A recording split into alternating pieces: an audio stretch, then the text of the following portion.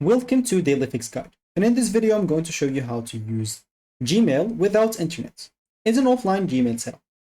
So first of all, let me just go here to mail.google.com and hit the enter button, and this will access me or give me access to my email. Of course, for you, make sure that you're signing into an account. So now I would like to go and click on the gear icon at the top right and click on See All Settings. From here, we would like to navigate into the offline tab, and you'll find it right here. Once you go and click on that, it's going to be the last tab or the tab before the last one. So in here, all you need to do, just go and check the box, as you can see, that says normally enable offline mail. And you can from here choose your storage duration, attachment, security option, and a lot of other things. So example, storage, you'll find examples will use this amount for offline mail on your computer.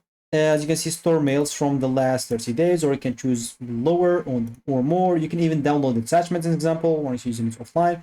And for security, after logging out of my Google, keep the offline data on my computer or remove offline data from your computer. It's totally up to you. So once you choose the things that you want, just go and click on Save Changes. And offline not recommended for shared devices, but for me, I don't care. I'm just going to click on Got It. And here you are.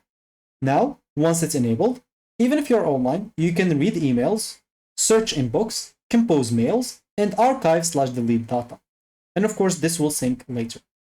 And of course, if you compose emails, yes, they will not be sent, but they will send when you back online immediately. So for me, I'm just going to disable this option because I don't need it. But for you, if you want to use it, you should find it right here and you should be good to go.